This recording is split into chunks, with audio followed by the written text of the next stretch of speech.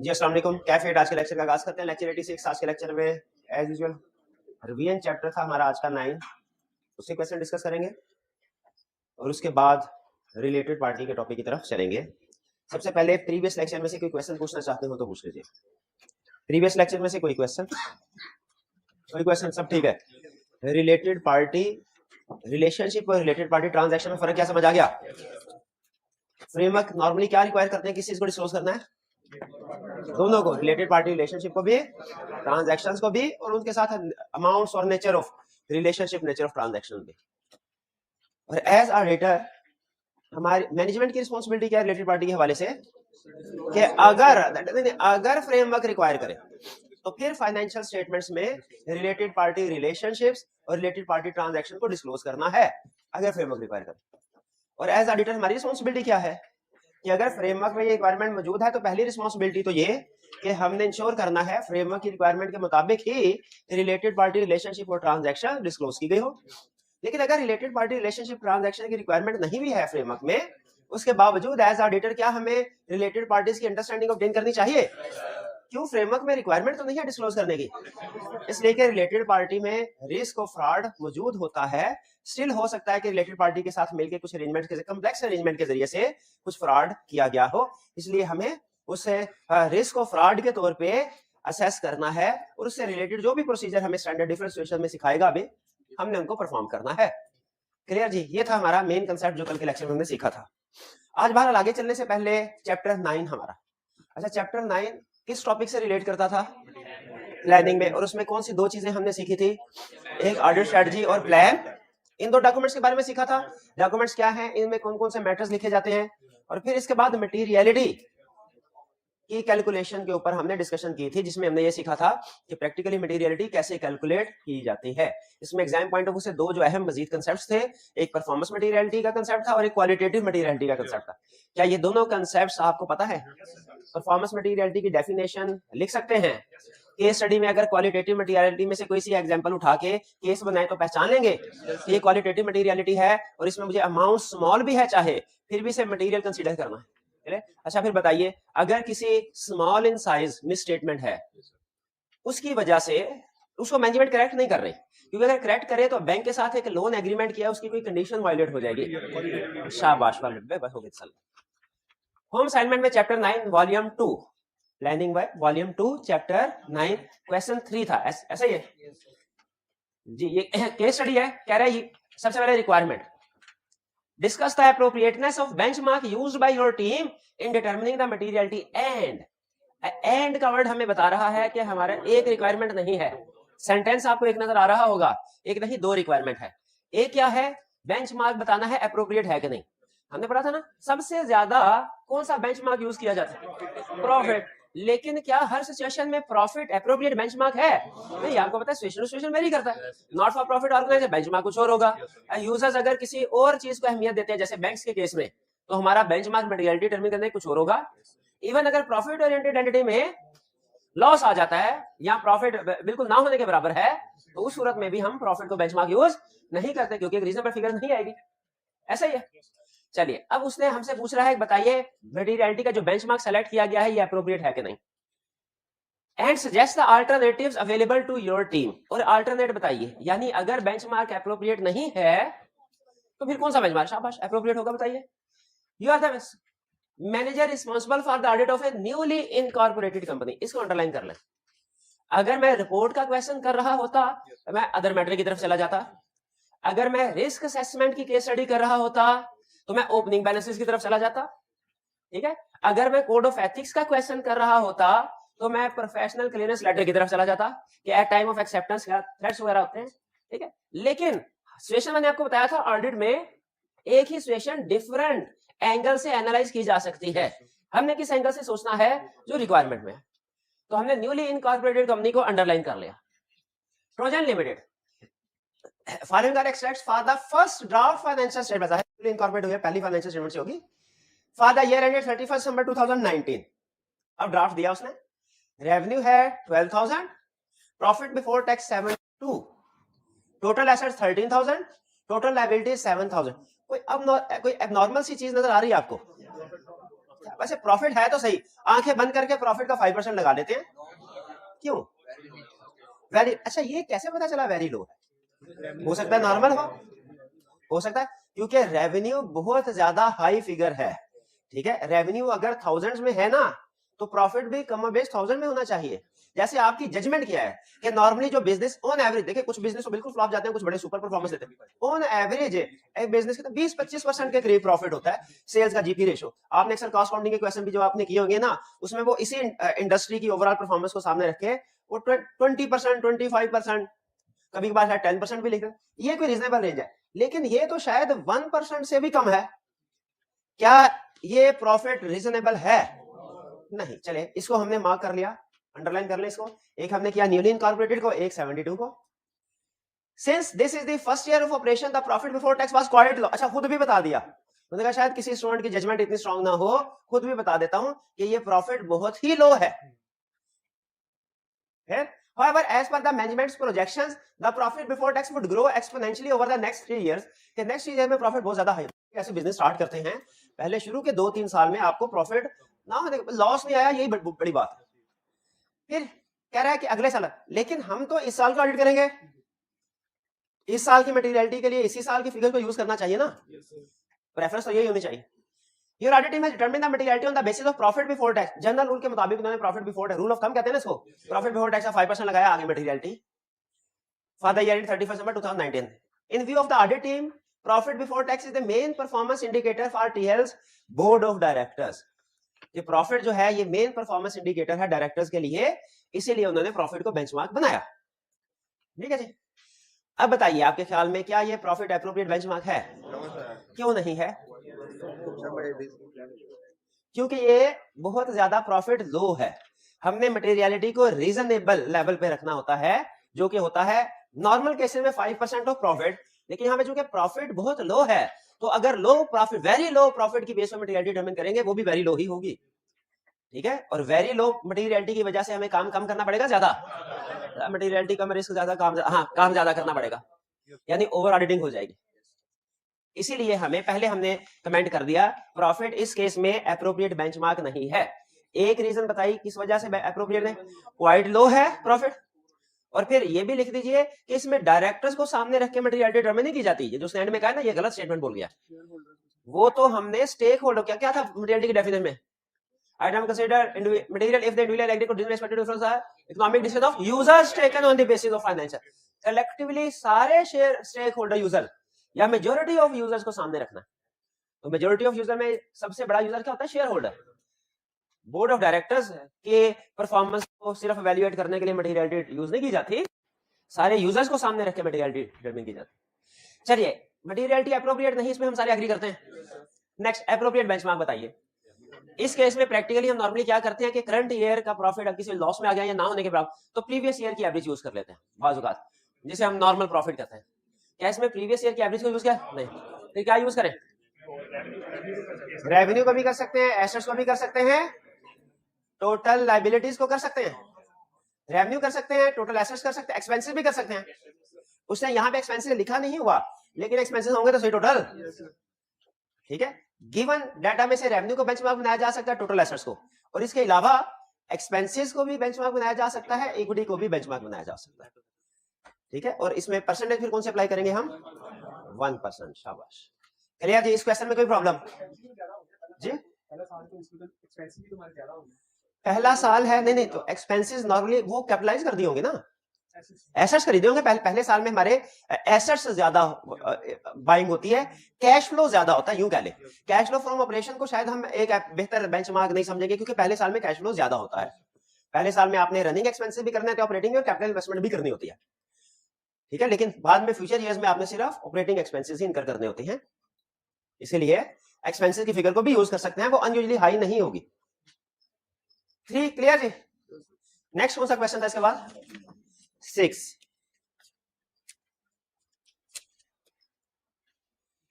Ji, Sajjad is the senior on the audit limited HL. Upon his manager's instruction, Sajjad had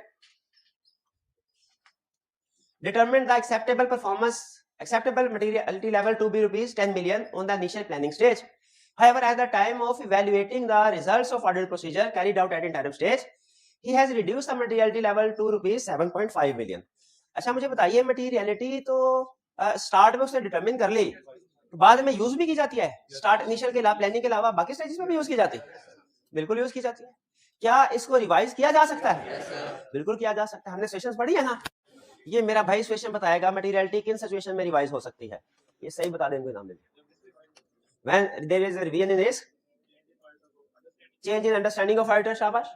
एक और बता दे, 4-5 थे ना, 4 से एक और बता दे sir. Actual financial statements are different from draft financial statement, शाबाश। तो इनमें रिवीजन हो सकती है, ठीक है जी। तो उसने रिवाइज कर लिया, बिल्कुल ठीक किया, पॉसिबल है। Required identify the possible causes which motivated Sajjad to reduce the materiality level. Possible causes क्या हैं? यही रिवीजन, जिन सिचुएशन की वजह से materiality रिवाइज हो सकती है।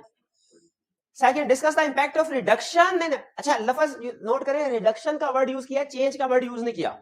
जब उसने स्पेसिफिकली रिडक्शन का वर्ड यूज कर लिया है, हमने भी अपने सॉल्यूशन में स्पेसिफिक इंक्रीज या डिक्रीज के साथ बात करनी है। अगर वो जनरल वर्ड चेंज यूज करता ना, चेंज, तो फिर हम अपने सॉल्यूशन में भी वर्ड चेंज, रिस्क भी चेंज हो जाएगा, रिवाइज हो जाएगा, मटेरियलिटी भी रिवाइज हो जाएगी, परफॉर्मेंस मटेरियलिटी भी रिवाइज हो जाएगी, प्रोसीजर भी रिवाइज हो जाएंगे। लेकिन उसने स्पेसिफिक वर्ड यूज किया, हमने भी अब क्या करना है, स्पेसिफिक वर्ड ही यूज करना है। तो बताइए, रिडक्शन इन मटेरियलिटी का ऑडिट रिस्क पे और ऑडिट प्रोसीजर पे क्या फर्क पड़ेगा? अच्छा, ओवरऑल मटेरियलिटी रिड्यूस हुई, परफॉर्मेंस मटेरियलिटी पे डिस्कस कर लेते हैं, उसमें कोई फर्क पड़ेगा? परफॉर्मेंस मटेरियलिटी जो कि डिपेंड कर रही होती है overall materiality, overall reduce, performance materiality भी रिड्यूस। रिस्क पे क्या फर्क पड़ेगा? इंक्रीज हो जाएगा, और प्रोसीजर्स भी इंक्रीज हो जाएंगे। इसमें अहम कंसेप्ट ये है, डिस्कस करते हुए स्पेसिफिक डिस्कशन करनी है, इंक्रीज डिक्रीज के साथ, चेंज के साथ नहीं करनी। हाँ, अगर कहीं पे आप कंफ्यूज हो जाएं कि मटेरियलिटी का रिस्क में पता नहीं क्या रिलेशनशिप था, फिर चेंज लिख दें।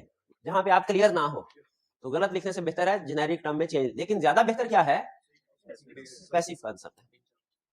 क्लियर जी? हाँ, पार्ट 1 में भी उसने रिड्यूस का वर्ड ही यूज किया है, लेकिन इसमें सर्कमस्टेंसेस उसकी वजह न लिया। क्या सर्कमस्टेंसेस थी? जैसे पहले अंडरस्टैंडिंग, चेंज इन अंडरस्टैंडिंग। तो अब चेंज इन अंडरस्टैंडिंग में हम इंक्रीज या डिक्रीज इन अंडरस्टैंडिंग क्वालिटेटिव नहीं है, क्वालिटेटिव या क्वांटिटेटिव नहीं है, ठीक है। इसीलिए हम, जो चूंकि क्वांटिटेटिव मेजर्स नहीं थे उसमें ज्यादा था, तो इसलिए हमने उसको इधर यूज नहीं किया। सोल्यूशन में रिस्क इंक्रीज तो इंक्रीज ही होगा। मटेरियलिटी और रिस्क का मेरे भाई इनवर्स रिलेशनशिप है ना।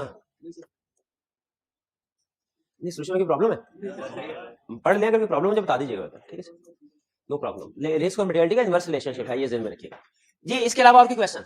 कोई क्वेश्चन नहीं। ये थी हमारे रिवीजन चैप्टर 9 की क्वेश्चंस के थ्रू। अब चलते हैं हम करंट टॉपिक की तरफ। What is a related party, related party transaction? Related party क्या है, रिलेटेड पार्टी ट्रांजैक्शन क्या है? सिंपल डेफिनेशन पूछ रहा है आपसे, बता देंगे? हाँ, ये अच्छा क्वेश्चन है, छोटी सी केस स्टडी है, 1 नंबर की सिर्फ। ड्यूरिंग, हाँ मजाक, इसीलिए नंबर भी एक ही दिया उसने। During a planning meeting with the finance director. अच्छा, फाइनेंस डायरेक्टर ये आपको पता है ना, डायरेक्टर नहीं है, हाँ ये सीएफओ का नाम है, ठीक है, अमेरिकन टर्मिनोलॉजी के मुताबिक CF. Finance director of metal limited for the year ending 31st December 2006, he informed you that his wife, an interior designer, had provided consultancy services in relation to refurbishment of the company's head office. Refurbish किया गया है company के head office को। State why this should be considered by the auditor? Because this is a related party transaction. 2 reason है, disclosure required हो सकता है, fraud disco fraud हो सकता है, ठीक है, सिर्फ इतना लिखना ये भी काफी है। लेकिन अभी तो चूंकि आपको पता है रिलेटेड पार्टी के चैप्टर के अंदर ही क्वेश्चन है, तो रिलेटेड पार्टी होगा। लेकिन जब पूरा पेपर आपके सामने आएगा, उसमें आपको डिसाइड कर, उस वक्त शायद थोड़ा सा आपको सोचने में मजबूर करे इसको किस तरफ लेके जाना। जी कोई प्रॉब्लम इनमें? कोई प्रॉब्लम नहीं, चलिए जी जी। एग्जाम्पल्स भी डेफिनेशन का पार्ट होते हैं, बिल्कुल ऐसे ही। अगर किसी भी कंसेप्ट की डेफिनेशन पूछे, हमें उसकी एग्जाम्पल्स भी इंक्लूड करनी चाहिए। वो मार्क्स को देख के नहीं लिखा होगा, मार्क्स कम होगी इस वजह से शायद एग्जाम्पल्स नहीं लिखी, वरना अगर मार्क्स ज्यादा हो तो कंसेप्ट के साथ, डेफिनेशन के साथ एग्जाम्पल्स भी लिखनी चाहिए। जी स्टार्ट करें रिलेटेड पार्टी। अच्छा, रिलेटेड पार्टी का टॉपिक डिफिकल्ट नहीं है, सिर्फ इसमें याद करने वाली कुछ चीजें ज्यादा हैं। केस स्टडी में टेस्ट होता है, लेकिन केस स्टडी में भी वो आपसे पहले 2 डिसीजन करवाता है कि पहचानो केस स्टडी में रिलेटेड पार्टी है कि नहीं, फिर पहचानो रिलेटेड पार्टी है तो इन 5 सिचुएशन आपके सामने लिखी हुई है, ये भी मैं एक्सप्लेन करता हूँ। इनमें से कौन सी सिचुएशन है जिसके ऊपर केस स्टडी बनी है? जब आप ये 2 डिसीजन कर लेते हैं, फिर इसके बाद उस सिचुएशन में प्रोसीजर्स क्या परफॉर्म करने हैं, वो रिप्रोडक्शन। फिर से सुन लें, इस रिलेटेड पार्टी में 2 तरह के क्वेश्चन सेट कर सकता है, या तो रिप्रोडक्शन या केस स्टडी। अगर रिप्रोडक्शन का क्वेश्चन सेट करेगा, वो खुद से आपको कोई सिचुएशन देके कहेगा बताओ इस सिचुएशन में ने क्या प्रोसीजर परफॉर्म करना है। लेकिन अगर केस स्टडी बेस्ड क्वेश्चन होगा, आपको कोई ना कोई सिचुएशन देगा, ठीक है, 5 6 7 लाइंस के साथ, और एंड में कहेगा पहचानो ये रिलेटेड पार्टी इसमें इन्वॉल्व है कि नहीं, evaluate the situation. Related party का लफ्ज नहीं बोलेगा, वरना तो आपको पता चलता है रिलेटेड पार्टी की तरफ जाए। इवैल्यूएट द सिचुएशन, सिचुएशन को इवैल्यूएट करो, देखो रिलेटेड पार्टी है कि नहीं, और अगर रिलेटेड पार्टी है तो इनमें से कौन सी सिचुएशन है, वो सिचुएशन पहचानो, और अगर सिचुएशन सही पहचान ली तो फिर उससे रिलेटेड प्रोसीजर जो है वो भी बता। ये जो प्रोसीजर वाली बात होगी, ये रटे वाला सवाल बन जाएगा। आपने सिचुएशन को सही पहचानना है, जैसे था ना रिस्क आइडेंटिफाई करो और फिर उसके बाद उससे रिलेटेड सब्सटेंटिव प्रोसीजर। तो आपने अब इतनी प्रैक्टिस करने के बाद आपको ये अंदाजा हो गया होगा कि असल काम रिस्क आइडेंटिफाई करना ही होता है। उसके बाद जो प्रोसीजर्स है वो तो नॉर्मली सेम, लिटिगेशन के प्रोसीजर हर जगह पे सेम, रीवैल्यूएशन के प्रोसीजर हर जगह पे सेम, ठीक है। तो इवैल्यूएट करना सिचुएशन को, ये केस स्टडी में सबसे अहम चीज होती है।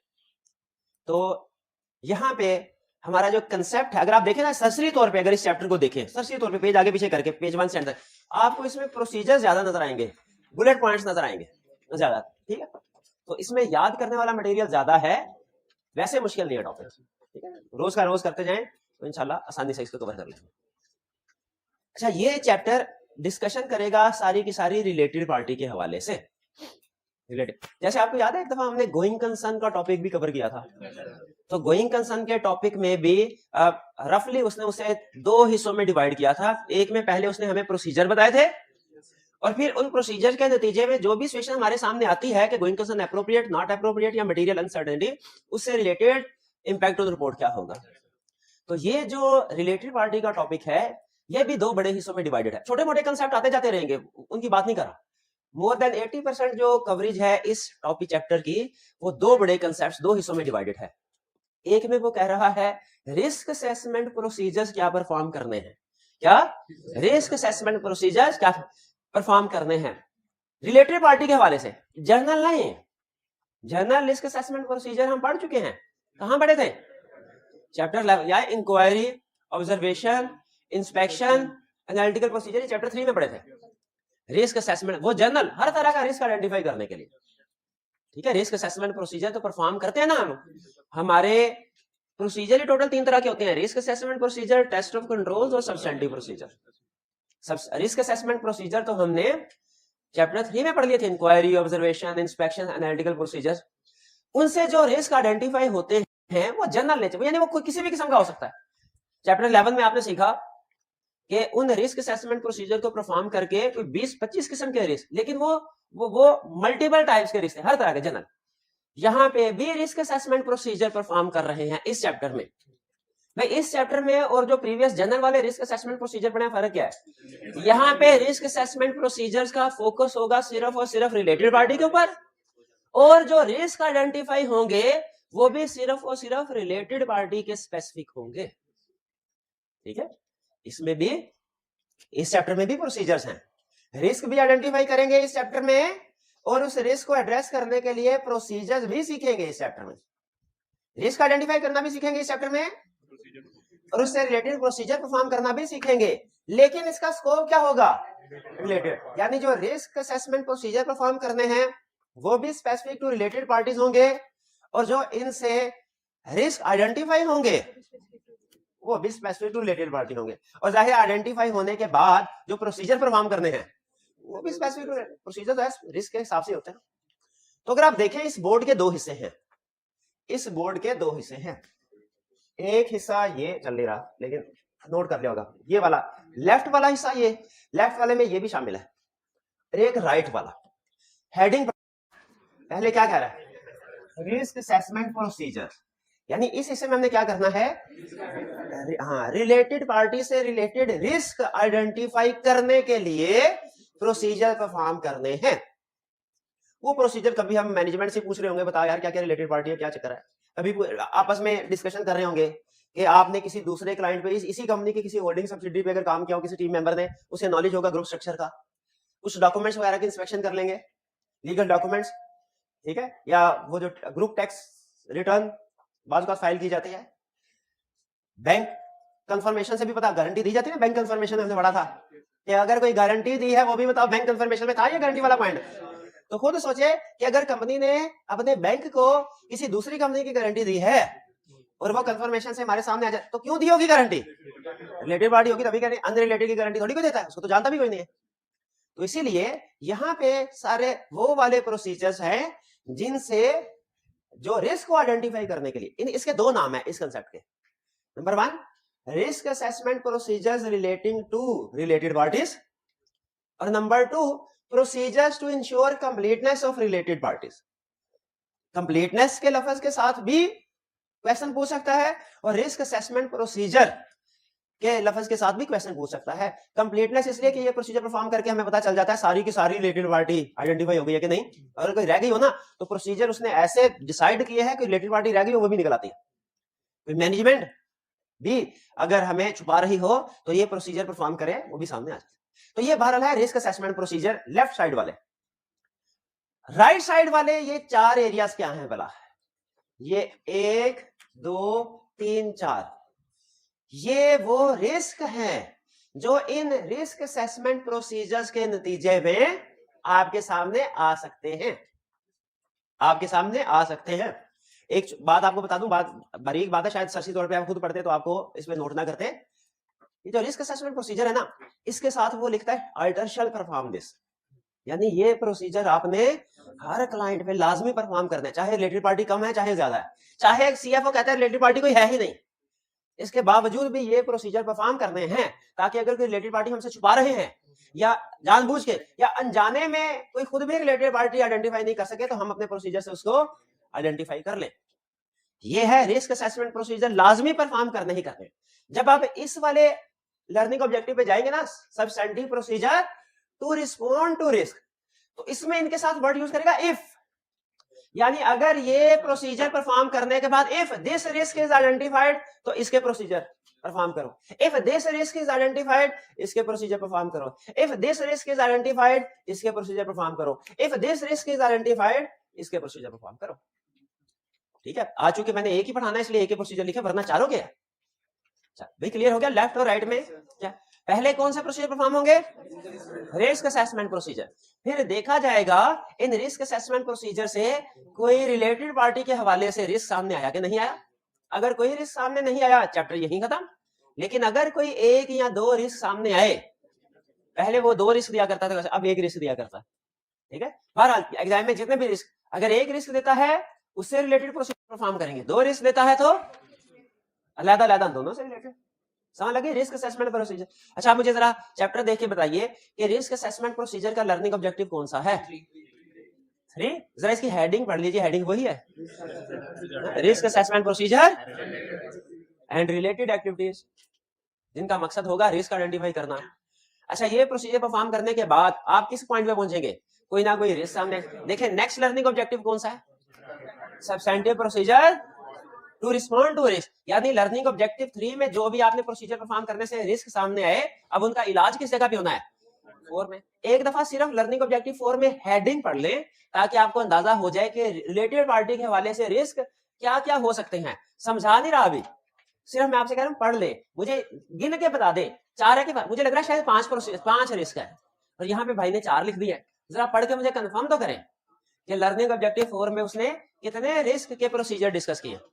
4 ही हैं, सारे लिखे भाई ने, शाबाश भाई, बड़े ध्यान से काम करते हैं। 4 रिस्क थे तो चारों ही लिखे हैं। ठीक है जी।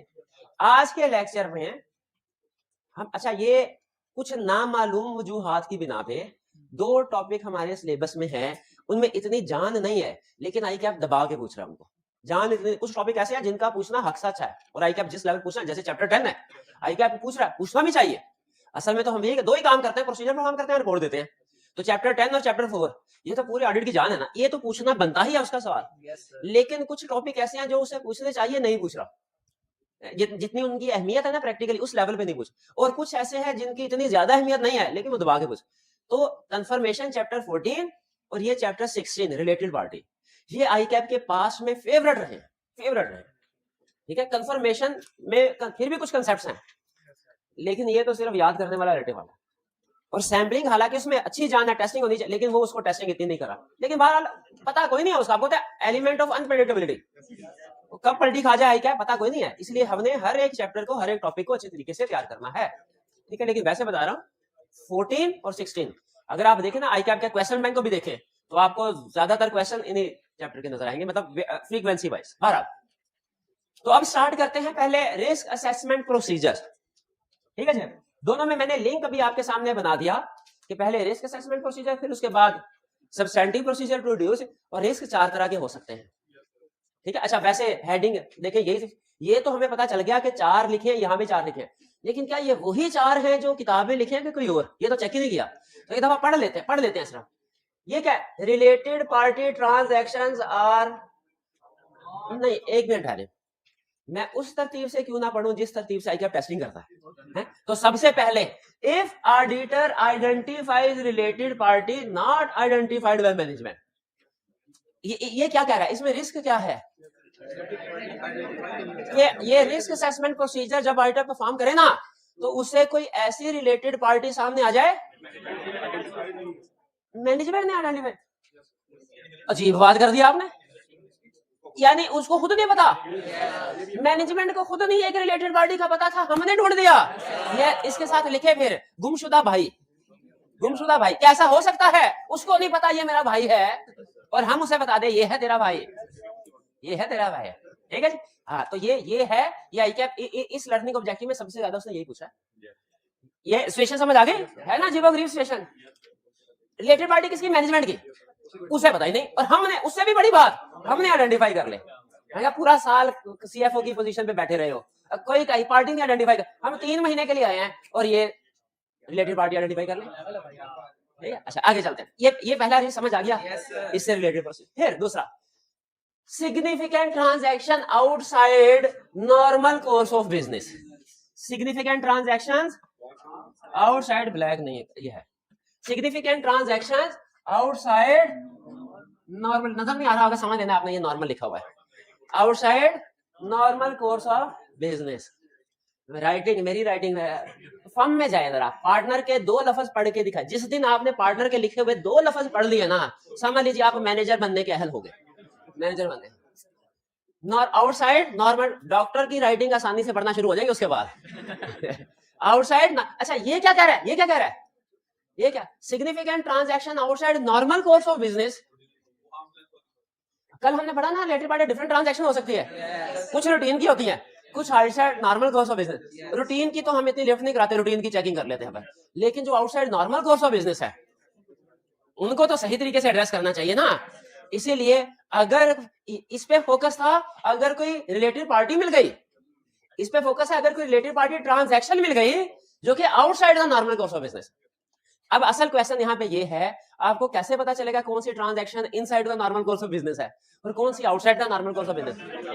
पहले पुराने जमाने में जो क्वेश्चन होता है ना, क्लियरली कहता था ऑडिटर ने एक transaction outside the normal course of business identify की, बताइए क्या करेंगे? अब ऐसे नहीं कर, अब क्या कहता है कि एक प्लॉट खरीदा एक डायरेक्टर ने कंपनी से और उसके पैसे ही अदा नहीं किए, उसके बदले में उसने अपनी कोई मशीनरी उसके पास थी वो कंपनी को बेच दी।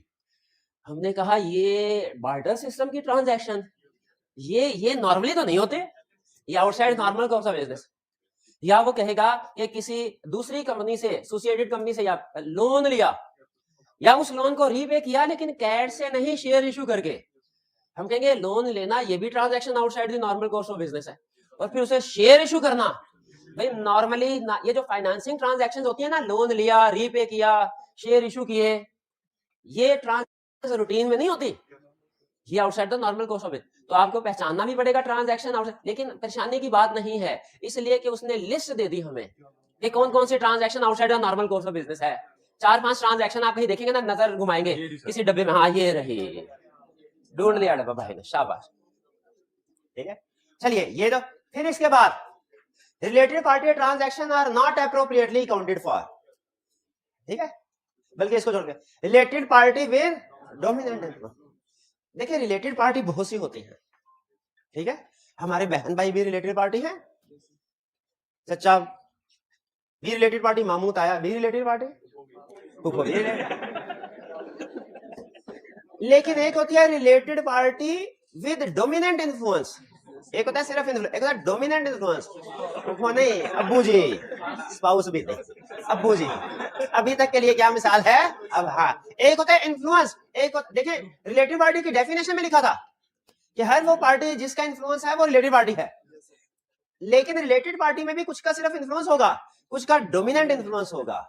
जो डोमिनेंट इन्फ्लुएंस वाली रिलेटेड पार्टी होती है ना, इनके साथ जो ट्रांजैक्शन होती है इनमें ज्यादा प्रॉब्लम होती है, इनमें गड़बड़ हो सकती, क्योंकि related party with dominant influence, अब्बू जी जो कहे वो हम ना भी करना चाहे ना करना पड़ता है, करना, वरना क्या करते हैं घर से बाहर निकाल देते हैं, निकालते नहीं है लेकिन वैसे धमकी शमकी मिल जाती है, इस दफा पास ना हुए तो घर में शक्ल ना दिखाना, ठीक है। तो ये है रिलेटेड पार्टी विद डोमिनेंट, भाई समझ आया। एक नॉर्मल रिलेटेड पार्टी में रिलेटेड पार्टी, तो ये related party with dominant influence खतरनाक है कि नहीं, क्योंकि ये अपने डिसीजन करेगी, किसी से नहीं पूछेगी क्या चाहते हो, आपकी क्या मर्जी, कोई नहीं पूछेगा, फैसला करके आखिरी फैसला आपको बता दिया जाएगा, ये फैसला हो गया, ठीक है। तो इसीलिए related party with dominant influence fraud risk factor है, ठीक है।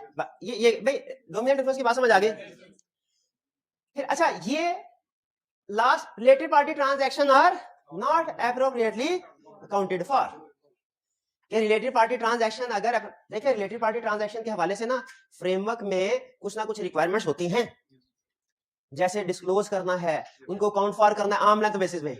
आपने काउंटिंग में शायद पढ़ा होगा कि रिलेटेड पार्टी रिलेशनशिप ट्रांजैक्शन को फाइनेंशियल स्टेटमेंट में डिस्क्लोज करना होता है, शायद किसी जगह पढ़ा।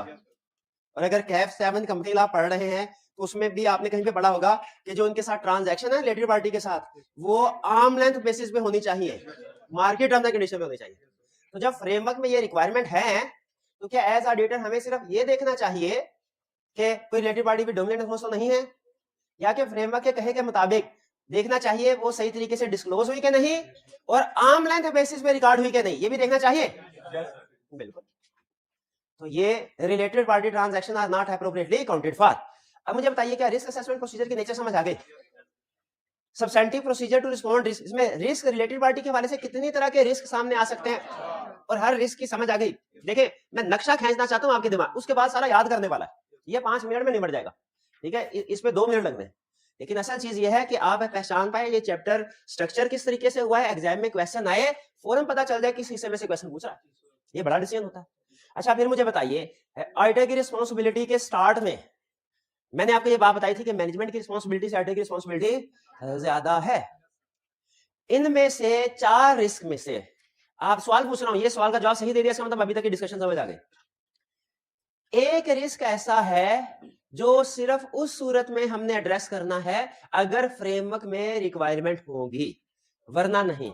और 3 रिस्क ऐसे हैं जो हर सिचुएशन में एड्रेस करने हैं चाहे फ्रेमवर्क में रिक्वायरमेंट हो या ना हो। हाँ शाबाश, ये वाला जो रिस्क है ना, इससे रिलेटेड प्रोसीजर उसी सूरत में परफॉर्म करने हैं अगर फ्रेमवर्क में डिस्क्लोजर की और अकाउंटिंग की रिक्वायरमेंट होगी। और बाकी के रिस्क अगर फ्रेमवर्क में रिक्वायरमेंट नहीं भी है ना, बात मैनेजमेंट कहती है सर हमारा फ्रेमवर्क तो हमें रिक्वायर ही नहीं करता रिलेटेड पार्टी को आइडेंटिफाई करके डिस्क्लोज करते हैं, तो हम कहते हैं इतना घटिया फ्रेमवर्क, इतना घटिया फ्रेमवर्क, इतना घटिया फ्रेमवर्क। कोई कंसेप्ट मेरे जहन में आ रहा है, कौन बताएगा कौन सा कंसेप्ट? मैनेजमेंट ने कहा कि हमारे फ्रेमवर्क में रिलेटेड पार्टी की रिक्वायरमेंट ही नहीं है, मैंने कहा इतना घटिया फ्रेमवर्क।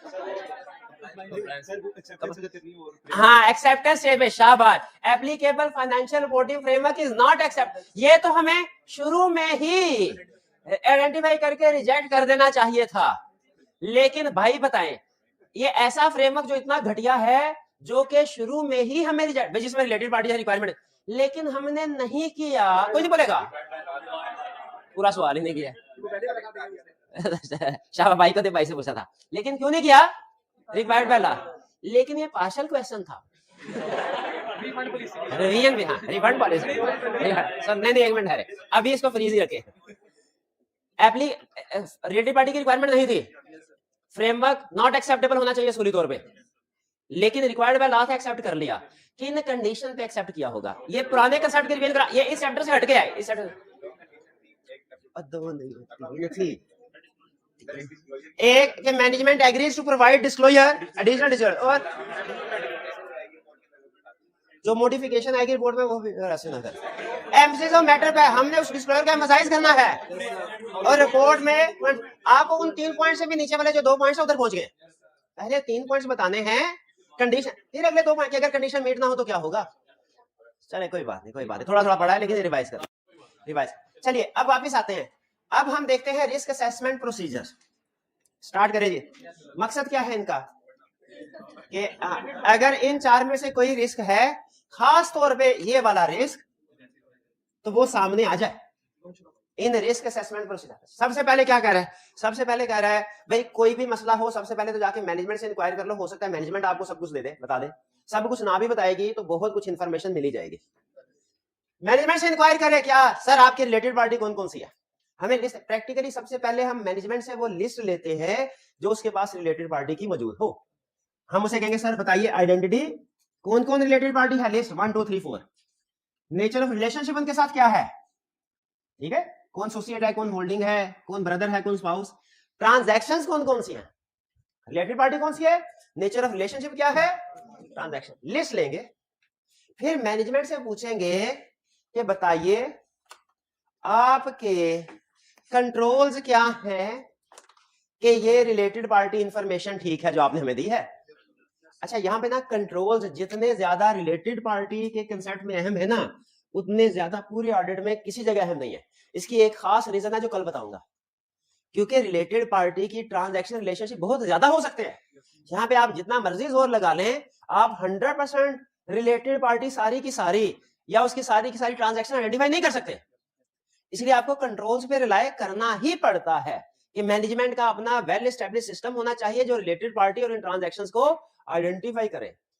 तो यहाँ पे हमने क्या करना है, सबसे पहले जैसे गोइंग कंसर्न में था ना, सबसे पहले मैनेजमेंट इंक्वायरी कर, सर आपने कोई गोइंग कंसर्न इवेंट्स आइडेंटिफाई किया तो बता दें। अच्छा ये नहीं था कि सिर्फ उसी की लिस्ट लेके हम साथ रख के बैठने, नहीं, लेकिन स्टार्ट यहीं से करते थे। तो यहाँ पे अभी रिलेटेड पार्टी में भी स्टार्ट हमने किस जगह से किया, इंक्वायरी से, मैनेजमेंट से इंक्वायरी किया, सर बताइए कि आपकी रिलेटेड पार्टी की लिस्ट दीजिए हमें, कौन कौन सी रिलेटेड पार्टीज हैं, और हमें बताइए आपके क्या कंट्रोल्स हैं, किस चीज से रिलेटेड, रिलेटेड पार्टीज को आइडेंटिफाई करने से रिलेटेड, और जो उनके साथ ट्रांजैक्शंस है उनको प्रूव करने से रिलेटेड। कंपनी लॉ अगर आपने पढ़ा है तो उसमें एक लाइन ये भी लिखी हुई थी कि सारी की सारी रिलेटेड पार्टी स्वाय कुछ उसने कोई एक दो बोर्ड ऑफ डायरेक्टर्स की तरफ से अप्रूव्ड होनी चाहिए, याद है क्या कंट्रोल है आपका, क्या बोर्ड ऑफ डायरेक्टर्स की अप्रूवल होती है रूटीन में। ये दो चीजें, क्या इंक्वायरी किया पहले, लिस्ट, दूसरे नंबर पे वो लिस्ट किस कंट्रोल्स के मुताबिक बने, क्योंकि अगर कंट्रोल स्ट्रांग है तो इसका मतलब लिस्ट भी ठीक होगी, और अगर कंट्रोल्स वीक हैं, ये इंक्वायरी समझ आ गई। फिर डिस्कशन अमंग एंगेजमेंट। बाज़ औक़ात ऐसा होता है कि खास तौर पे पार्टनर को अपने प्रीवियस नॉलेज की बेस पे अंदाजा होता है कि कौन सी कंपनी का किस कंपनी के साथ क्या ट्रांजैक्शन या रिलेशन है। क्योंकि देखिए कंपनी ए और कंपनी बी अगर एसोसिएटेड है ना, कंपनी ए के हम ऑडिटर है, मे भी पास में कंपनी बी का ऑडिट किया हो, और कंपनी बी के पॉइंट ऑफ व्यू से हमें पता चला हो कि ए रिलेटेड पार्टी है। अगर कंपनी बी की रिलेटेड पार्टी है ए, तो ए की भी रिलेटेड पार्टी होगी ना बी। तो इस तरह हो सकता है अपने किसी पर्सनल या पास प्रोफेशनल एक्सपीरियंस की वजह से किसी टीम मेंबर को पता हो कि इस कंपनी की रिलेटेड पार्टीज कौन कौन सी है। बताइए क्या उनको स्टार्ट में आपस में बैठ के एक दूसरे के साथ नॉलेज शेयर नहीं कर देना चाहिए? बिल्कुल करना चाहिए। यहाँ पे यही कह रहा है कि जो एंगेजमेंट टीम आपस में स्टार्ट में बैठ के डिस्कशन करेगी ना, डिस्कशन ये स्टार्ट में एक मीटिंग होती है ऑफिशियली। जब फर्स्ट टाइम टीम को क्लाइंट पे भेजा जाता है ना, तो क्लाइंट पे भेजने से पहले ऑफिस में एक मीटिंग की जाती है जिसमें फर्स्ट टाइम सारे टीम मेंबर एक दूसरे से मिलते हैं, पता चलता है इस क्लाइंट पे हमारे साथ कौन कौन पर्सन जा रहा है। उसमें उसे कहते हैं डिस्कशन अमंग एंगेजमेंट टीम, ठीक है। डिस्कशन सारी फॉर्म में मुझे याद आ रहा है उसका नाम होता है kick off meeting, kick off meeting. तो स्टैंडर्ड से क्या नाम है, डिस्कशन अमंग एंगेजमेंट। ये स्टार्ट में मीटिंग करें और इस ऑडिट क्लाइंट के बारे में जो एक दूसरे को पता है वो शेयर कर दे नॉलेज, ताकि हर बंदा शुरू में अलर्ट हो जाए। इस मीटिंग में रिलेटेड पार्टी के हवाले से क्या डिस्कशन होगी, ये एंगेजमेंट टीम आपस में, इसमें क्लाइंट का बंदा नहीं बैठा होता, इसे में रखिएगा। इसमें क्लाइंट के साथ इंक्वायरी की आपने, ये आप टीम की एक दूसरे। Nature and extent of related party relation, अगर किसी को पता है कि इसकी कितनी रिलेटेड पार्टी रिलेशन है वो डिसाइड शेयर कर लेंगे।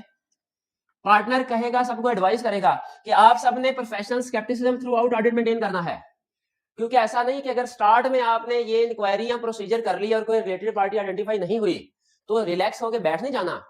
हो सकता है ड्यूरिंग ऑडिट किसी भी स्टेज पे ड्यूरिंग ऑडिट रिलेटेड पार्टी सामने आ जाए।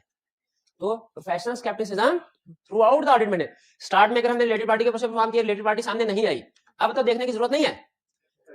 अभी भी वो कहते हैं हर डॉक्यूमेंट को जब आप वेरीफाई कर रहे हो, इस पॉइंट ऑफ व्यू को ध्यान में रखना है कि कहीं इसमें कोई रिलेटेड पार्टी तो नहीं है। जिन डॉक्यूमेंट्स में कोई वेरिएशन वगैरह आ रही होंगी उनमें प्रोबेबली इन्वॉल्व होगी। फिर circumstances which indicate existence of unidentified related parties, partner या सीनियर मैनेजर एक्सप्लेन करेंगे कि वो कौन सी सिचुएशन ऐसी हो सकती है जिनमें कोई रिलेटेड पार्टी एग्जिस्ट कर रही हो। जैसे अगर कोई कॉन्ट्रैक्ट है, वो सेटलमेंट होने से पहले 3-4 दफा चेंज हुआ, एक बैंक ने लोन दिया, लोन के साथ टर्म्स एग्री हो गई, लेकिन रीपेमेंट से पहले 3-4 दफा उसमें टर्म्स में रिवीजन आ गई, तो क्या नॉर्मली ऐसे होता है कि कॉन्ट्रैक्ट की सेटलमेंट से पहले रिवीजन? अब ये बार बार रिवीजन हो रही है, इंडिकेशन है कोई? क्योंकि बैक एंड में रिलेटेड पार्टी इन्वॉल्व है। किसी को कोई अनयूजुअल टर्म्स एंड कंडीशन पे ट्रांजैक्शन की गई, नॉर्मली राइट टू रिटर्न नहीं दिया जाता, किसी कस्टमर को राइट टू रिटर्न दिया गया, क्या ये सर्कमस्टेंस इंडिकेट कर रही है कि बैक एंड में रिलेटेड पार्टी इन्वॉल्व है कोई? ठीक है। और फिर पार्टनर खास तौर पे इनको बताएगा कि आपने जब क्लाइंट के डिफरेंट टाइप्स ऑफ डॉक्यूमेंट्स या रिकॉर्ड इंस्पेक्ट करने हैं ना, जैसे sale invoice, good dispatch note, payroll sheet वगैरह, बैंक स्टेटमेंट, लीगल कंफर्मेशन, जो भी डॉक्यूमेंट्स या रिकॉर्ड इंस्पेक्ट करते हैं उसमें देखना है कहीं कोई रिलेटेड पार्टी ना निकला है। जैसे कई दफा बैंक को जब कंफर्मेशन लेटर सेंड करते हैं ना, उसमें गारंटी वाला जो कॉलम होता है उसमें रिलेटेड पार्टी आइडेंटिफाई हो जाती है। इसी तरह अगर टैक्स कंसल्टेंट को कंफर्मेशन लेटर सेंड करे ना, और जिस तरह आपकी होती है ना कंसोलिडेटेड फाइनेंशियल स्टेटमेंट, उसी तरह कंसोलिडेटेड टैक्स रिटर्न भी होती है। ये कभी पढ़ेंगे आप, ये शायद पढ़ा हो कंसल्ट, ग्रुप टैक्सेशन का कंसल्ट पढ़ा नहीं? उससे पता चल जाता है। जैसे मैं आपसे पूछूं, अगर मैं आपके सामने कंसोलिडेटेड फाइनेंशियल स्टेटमेंट रखूं किसी कंपनी की, उसकी रिलेटेड पार्टी 2-3 आइडेंटिफाई कर लेंगे, जो भी होल्डिंग सब्सिडियरी रिलेटेड पार्टी ही है। ठीक है, तो कुछ डॉक्यूमेंट्स या रिकॉर्ड को खास तौर पे देखना है टीम ने। अच्छा, यहाँ पे सीनियर मैनेजर या पार्टनर टीम को गाइड कर रहा है कि रिलेटेड पार्टी को आइडेंटिफाई करने के लिए ये चीजें जरूरी है। इसमें एक है डॉक्यूमेंट्स एंड रिकॉर्ड। इसी से हमारा नेक्स्ट कंसेप्ट जुड़ा है कि वो कौन कौन से डॉक्यूमेंट्स या रिकॉर्ड है जिनको इंस्पेक्ट करने से रिलेटेड पार्टी आइडेंटिफाई हो जाएगी। ठीक है, सीनियर मैनेजर ने कहा टीम को कि जब तुम लोग डॉक्यूमेंट्स या रिकॉर्ड को इंस्पेक्ट कर रहे होगे, ध्यान रखना उसमें किसी जगह रिलेटेड पार्टी आइडेंटिफाई हो सकती है। एक टीम मेंबर ने सवाल किया, सर कौन से डॉक्यूमेंट्स या रिकॉर्ड होते हैं जिनमें ज्यादातर रिलेटेड पार्टी आइडेंटिफाई हो जाती है?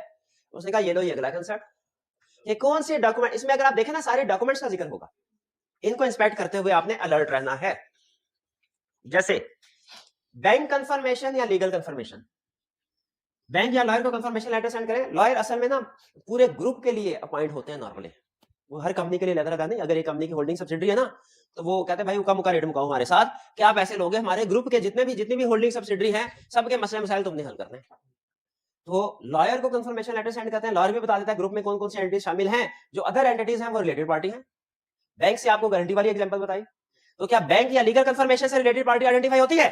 बिल्कुल। फिर minutes of meeting of share holder and दोस्त ऑफ गवर्नेंस, इनसे भी रिलेटेड पार्टीज आइडेंटिफाई होती है। दो एग्जांपल्स है, दो तरह से। पहली इजी एग्जांपल भाई, इसलिए कि मिनट्स ऑफ मीटिंग जो होती है ना डायरेक्टर्स की, उसमें डायरेक्टर्स के नाम आ रहे होंगे, किसी ने मीटिंग अटेंड किया, सारे रिलेटेड पार्टी है, आइडेंटिफाई हो गए।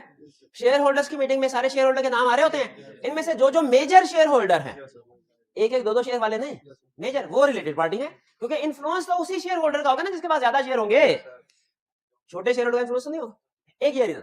दूसरी टेक्निकल रीजन ये है क्यों मिनट्स ऑफ मीटिंग से रिलेटेड पार्टी आइडेंटिफाई हो जाती है, क्योंकि लॉ ने ये कहा है कि रिलेटेड पार्टी की जो अप्रूवल है यही लोग देंगे, डायरेक्टर्स देंगे, और अगर मेजॉरिटी ऑफ डायरेक्टर्स इन्वॉल्व हैं तो शेयर होल्डर्स हैं। तो इसीलिए रिलेटेड पार्टीज या रिलेटेड पार्टी ट्रांजैक्शन उन मीटिंग में जहां जहां अप्रूवल हो रही होगी ना, वहां पता चल जाए। तो इसका मतलब ये हुआ रिलेटेड पार्टी में दो चीजें हमारे लिए एग्जाम में बहुत, दो ऐसे प्रोसीजर बता रहा हूं हर जगह फिट कर सकते हैं आप, एक रिलेटेड पार्टी के कंट्रोल्स का और एक अप्रूवल का। ये कोई भी केस आ जाए ना, केस स्टडी का कोई भी केस आ जाए जहां पे आपको लगे नंबर ज्यादा है मार्क्स कम है, ये दो प्रोसीजर आंखें बंद करके फिट कर दें। निंजा अप्रोच क्या, एक रिलेटेड पार्टी के कंट्रोल्स वैल्यूएट करेंगे हम, और दूसरे अंडरस्टैंड करेंगे कंट्रोल्स उसका, और दूसरा हम ये इंश्योर करेंगे, चेक करेंगे कि रिलेटेड पार्टी की प्रॉपर अप्रूवल और डिस्क्लोजर हुए कि नहीं। कंट्रोल और अप्रूवल लिख लो, कंट्रोल और अप्रूवल ये यूनिवर्सल प्रोसीजर्स हैं रिलेटेड पार्टी के, जहां कुछ भी समझ ना आए वहां पे ये चाहते हैं। लेकिन बहरहाल हमने कोशिश पूरी करनी है कि स्पेसिफिक प्रोसीजर लिखें। मेरा अदर नेसेसरी रिकॉर्ड कहता है इसके अलावा भी कुछ और रिकॉर्ड से आपको रिलेटेड पार्टी आइडेंटिटी, जैसे थर्ड पार्टी कंफर्मेशन, अगर किसी डेटर क्रेडिटर के साथ डीलिंग में उनको अनयूजुअल फेवर दी गई है, रजिस्टर ऑफ शेयर होल्डर्स या डायरेक्टर्स या ऑफिसर्स, इंटरनल ऑडिट वाले भी बात हमें बता देते हैं रिलेटेड पार्टीज कौन कौन सी। ये कुछ रूटीन है, लेकिन ये याद जरूर करने हैं। बात वो कहता है रिस्क असेसमेंट प्रोसीजर बताओ टू इंश्योर कंप्लीटनेस और रिलेटेड पार्टी, सारे प्रोसीजर बताने हैं। बात कहता है मुझे सिर्फ वो डॉक्यूमेंट्स बताओ जिनसे रिलेटेड पार्टी आइडेंटिफाई हो सकती है, तो आपने सारी ये अदर वाली भी बतानी है, अदर वाली। क्लियर? ये आपके प्रोसीजर सारे हो गए किस चीज के? Related to identify related. ये सारे प्रोसीजर परफॉर्म करके यहां तो कोई रिस्क आइडेंटिफाई होगा राइट बोर्ड वाला या नहीं होगा? अगर नहीं हुआ तो कहानी यही खत्म। लेकिन अगर कोई रिस्क आइडेंटिफाई हुआ तो आगे चलेंगे। अब एग्जाम में सबसे ज्यादा कौन सा रिस्क आइडेंटिफाई करके प्रोसीजर पूछता है? नॉट आइडेंटिफाइड बाय मैनेजमेंट वाला। तो अगर हम कोई ऐसी रिलेटेड पार्टी आइडेंटिफाई कर लें जो मैनेजमेंट ने हमें नहीं बताई, जो मैनेजमेंट ने डिस्क्लोज नहीं की हुई, हमने क्या करना है? If I identify related party not identify, सबसे पहला कंफर्म फ्रॉम डॉक्यूमेंट। भाई सही तरह उसका आईडी कार्ड चेक कर लो दोनों का, बाकी उसका गुमशुदा भाई है ना, सही तरह डॉक्यूमेंट से कंफर्म कर लें। भाई आगे एक्शन लेने से पहले खुद पक्का हो जाए बाकी रिलेटेड पार्टी है। लगने ऐसा ना उसने ब्राई नाम का, सर ये कौन है भाई? भाई है वो सचमुच भाई समझना शुरू हो जाए, ऐसे तो रिलेटेड पार्टी नहीं ना। डॉक्यूमेंट से कंफर्म कर लीजिए। जब कंफर्म हो गया, पक्के हो गए, फिर भागे क्लाइंट से पहले अपनी टीम को कम्युनिकेट करें। सर आप हमारे सीनियर हैं, आप आज तक ये समझते रहे हैं कि मैं कोई काम नहीं करता, फारग बैठा रहता हूँ, फेसबुक यूट्यूब पे टाइम जाया करता रहता हूँ, आज मैंने ऐसा काम किया है, सुन के आपके होश उड़ जाएंगे। क्या काम किया है? रिलेटेड पार्टी आइडेंटिफाई कर। अच्छा ये बाकी की टीम को क्यों कम्युनिकेट कर रहा है ये बंदा? क्योंकि हो सकता है इस रिलेटेड पार्टी की ट्रांजैक्शन उनके किसी एरिया को भी इफेक्ट कर रही हो। मैं सेल्स में हूं, हो सकता है परचेज में भी किसी पार्टी, तो वो भी लर्ड हो जाए। तो जब कभी रिलेटेड पार्टी आइडेंटिफाई हुई, स्टेप नंबर 1 कंफर्म करना है रिगार्ड से। स्टेप नंबर 2 टीम को कम्युनिकेट करना ताकि वो अलर्ट हो जाए। स्टेप नंबर 3 भागे क्लाइंट के पास जाना है, ऐसे कान से पकड़ना है क्लाइंट को। उसे कहना है भाई आप तो कह रहे थे यहाँ पे कि आपके कंट्रोल्स बेहतरीन हैं, सारी रिलेटेड पार्टी आइडेंटिफाई कर लेते हैं, ट्रांजैक्शन प्रूफ भी तो बताइए क्यों आपके कंट्रोल्स फेल हुए, क्यों आपके कंट्रोल्स इस रिलेटेड पार्टी को आइडेंटिफाई करने में फ्लॉप हुए? आप तो कहते थे बहुत अच्छे कंट्रोल्स हैं। पहले उसको थोड़ा डांटना है, फिर उसे कहना चलो गलती हो जाते हैं, इंसान है। अब तुम ऐसा करो, पार्टी मैंने आइडेंटिफाई कर ली, अब इसके साथ जो ट्रांजैक्शंस हैं वो तुम आइडेंटिफाई करो। क्लाइंट कहेगा ठीक है सर मुझे 70 साल का टाइम दीजिए, मैं अभी आइडेंटिफाई करके ले आता हूँ। तो कितना टाइम देना उसे? 7 दिन से 1 दिन ऊपर नहीं, 7 दिन के अंदर इस रिलेटेड पार्टी की सारी ट्रांजैक्शन। अच्छा जब 7 दिन के अंदर रिलेटेड ट्रांजैक्शन आइडेंटिफाई करके लाएगा, एज इट इज ट्रू मान लें कि सब्सटेंटिव प्रोसीजर परफॉर्म करके कंफर्म करें। कंफर्म करना है, देखिए यही कह रहा है, परफॉर्म इंक्वायर करना है क्यों कंट्रोल फेल हुए, फिर उसे कहना है जाओ ट्रांजैक्शन ढूंढ के लाओ। जब वो ट्रांजैक्शन ढूंढ के लाए, सब्सटेंटिव प्रोसीजर परफॉर्म करके, क्योंकि आपको पता है क्लाइंट की कोई भी इंफॉर्मेशन हम एज इट इज ट्रू कभी भी नहीं, मर जाएंगे हम। क्लाइंट की इंफॉर्मेशन को as it is accurate complete नहीं अज्यूम करना जब तक उसको चेक ना कर ले।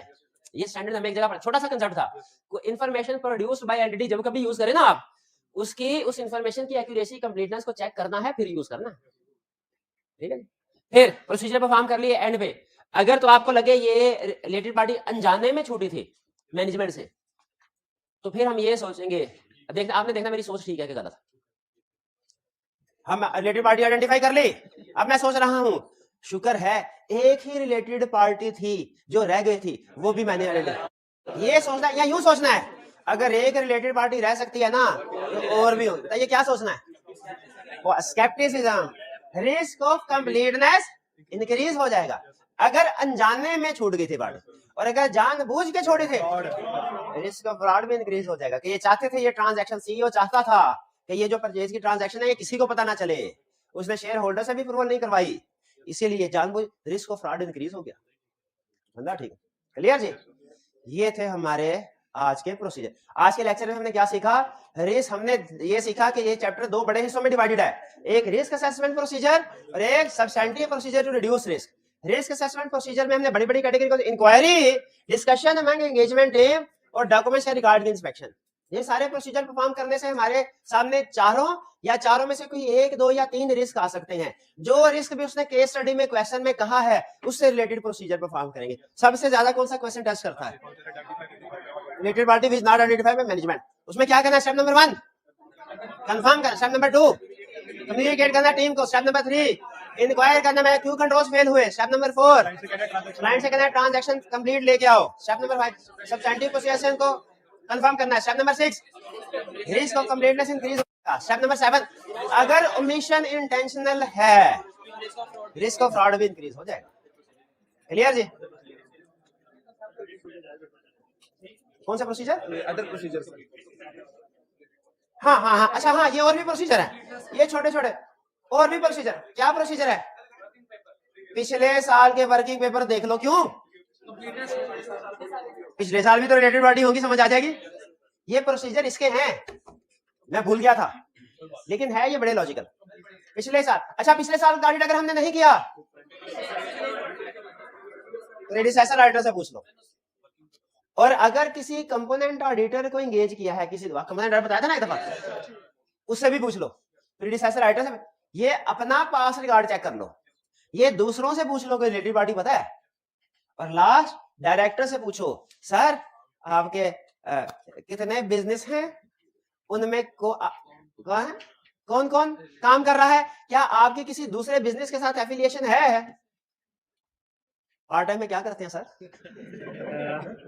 गुस्सा कर सकता है, क्यों पूछ रहे हो? ये सवाल तो किसी और के पूछने का है, तुम ऑडिटर क्यों पूछ रहे हो कि मैं क्या क्या करता हूँ? हमने कहा नहीं नहीं वो बात नहीं, हमने तो रिलेटेड पार्टी हम देख, अगर आपका किसी दूसरे बिजनेस में एसोसिएशन एफिलिएशन हुई ना, तो वो दूसरा बिजनेस रिलेटेड पार्टी बन जाएगा, फिर उसके साथ जो ट्रांजैक्शन है हमने डिस्क्लोज करनी है। तो ये भी प्रोसीजर है। लेकिन इसमें देखें आप, इसमें असल में ना ये इसलिए रह गया क्योंकि बागदौड़ हम ज्यादा इधर पूछताछ ही कर रहे हैं। बागदौड़ इधर किससे पूछ, पिछले साल के वर्किंग पेपर देख लिए, कोई नया प्रोसीजर, प्रीडिसेसर ऑडिटर से पूछ लिया, कंपोनेंट अदर ऑडिटर से पूछ लिया, डायरेक्टर से ही पूछ लिया कि किसी और बिजनेस एफिलिएशन है तो बता दो। क्लियर है? अच्छा आज के लेक्चर में सबसे मुश्किल चीज कौन सी थी? लेकिन याद करने वाला काम है, वो कर लेंगे जी याद पक्का। होम असाइनमेंट दी गई है, लाजमी करनी है रिटन फॉर्म में। ठीक है, आज का लेक्चर खत्म करते हैं हम। अल्लाह हाफिज़।